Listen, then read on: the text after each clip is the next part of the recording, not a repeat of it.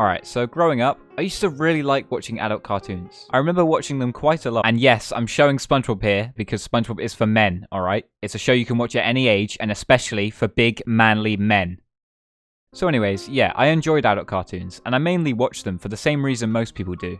The comedy. But as I got older and ironically started reaching the age that adult cartoons are actually recommended for, I stopped finding them nearly as funny, which led me to lose interest and pretty much just stop watching them altogether. The only adult cartoon I've watched in recent times, I would say, is SpongeBob, is Rick and Morty. And although I enjoyed it, I wouldn't necessarily say that I laughed a lot at its comedic side. And so after looking back on all of this, I started to think to myself, maybe I've just grown out of the humor these types of shows have to offer, or that maybe I've become desensitized to this kind of comedy, or even maybe that cartoons just aren't funny these days. But of course I wouldn't actually say that because I would get crucified for it. So actually, in fact, guys, that part was not canon, okay? Yep, not true, didn't happen. So anyway, I came to the conclusion that adult cartoons were no longer something that I could rely on for a consistent laugh out loud experience. This was until Smiling Friends arrived and basically said, shut the fuck up, you whining bitch, and watch this. Please.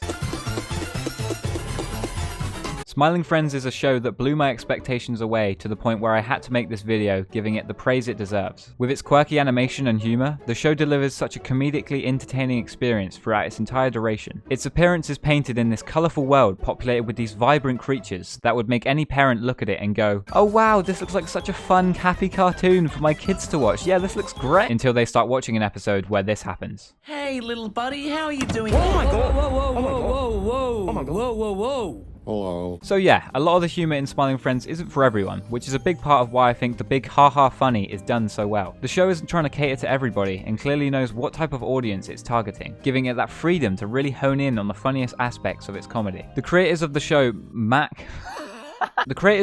Zach Hadel and Michael Cusack, come from more of an internet background as they both made animations on their YouTube channels and also on the old Flash website, Newgrounds. God, Flash games were the shit back in the day, man. Holy whoa! And so they just really get that internet humor that most other shows are missing because they are too corporate to understand or care for out.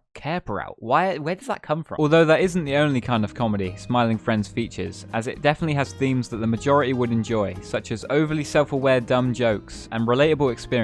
So guys, Satan, am I right? Yeah, okay. Yeah, thank you. Oh, thank you. Wow, Look, Pim, I know it's our job to help this guy and everything, but I think this guy's a lost cause. But I would personally say that the show thrives the most in its comedy when using its dark humor and just throwing sheer random weirdness at you that you don't at all expect and can't help but laugh at to compensate for the confusing and or uncomfortable feeling you get during those moments. Oh, Grandma's offering him a lollipop. How sweet. That's actually a really nice thing to do because obviously he might need... Oh, what the fuck, Grandma? What are you doing, you dirty hag? Jesus Christ.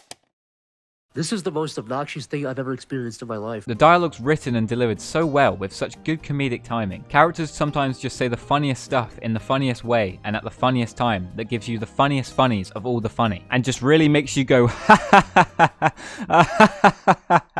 ha ha. It's not even a real laugh. This wacky cast of main characters are all different and unique with their own diverse personalities. You've got Pim, who is innocent and joyful, always trying his best to look at every situation in a positive light, even if it's clearly not going to end that way. You've got Mr. Boss, who although you thought was a man, actually breastfeeds a baby, which by the way I'm hoping belongs to him, otherwise someone needs to take that baby away from him right now and call the police, because that's kidnapping. You can't do that. Get your nipple out of that baby's mouth now. You've got Alan, who is deadpan with a strict behaviour, wanting everything to be done a certain way and will worry if not. You've got Charlie, who's the colour yellow, and you've got Gleb, who has such complex dialogue which expresses so much depth in his character that you can't even comprehend what he's saying. Wow, yep, just amazing, insane talent, beautiful, yep, mwah. The characters have this human-like feel to them, which adds to their overall personality and helps really bring the comedy to life throughout the show. Interrupting each other's lines of dialogue, stumbling over their words, the way they react to different situations. These are the kind of things that make them feel like real people that you can relate to in some way, and gives even their normal conversations that comedic charm. It's every job we do. You never want to do anything. It sometimes just gets a bit exhausting. That's all I'm saying. Look, I could do the same thing back to you. I could throw stuff at you. Okay, I could say hit you with it. stuff that Tell you me. say. I'd could love say to what hear what people are saying about me. I'm not Smiling Friends always manages to keep your full attention and never feels like there's a dull moment to experience. Whether it's the characters' amusing facial expressions, the hidden details and jokes in the backgrounds of scenes, or just the varying styles of art and animation, the show consistently gives you something to enjoy looking at and never fails to lose your focus. Stephen, get in here and sit. Alright, just look at this. Now, why the fuck is the wine bottle a PNG stock image? Can someone please explain this to me? I especially appreciated the small details in the backgrounds, because it actually puts life into the world that these scenes are built on, and helps solidify the idea that it's actually a real place with living and breathing people. Well, I mean, some are living and breathing anyway. This attention to detail is also what turns those tiny segments of downtime into something interesting to watch. Take this scene for example, where these two characters are walking and then on the right hand side you see this sneaky little rascal run out from the coats hanger. Now, this probably wasn't supposed to be a reference to this, but what this instantly made me think of was when you were a little kid going to the clothes shop with your parents, and you would sometimes just run off and hide in the clothes rack for some reason, because that was just super exciting when you were like 5 years old. It felt like you'd gone to another fucking dimension or something. And so just by adding this small detail was a perfect way to turn a fairly plain scene of two characters walking for a few seconds into one that kept you interested and engaged. This kind of detail that the artists and animators took the time and effort to include into the show is what gives it that extra layer of rewatchability. That's not even a real word, but I don't give a Overall, Smiling Friends was more than successful in what it was trying to achieve, which was of course, to make you smile.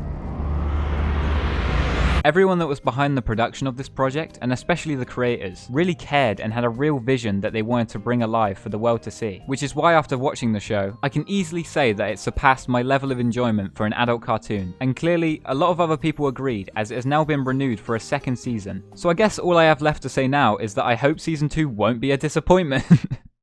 Because if it is a disappointment, I will shoot Glep right in his blabber fucking mouth. Okay, thanks for watching guys.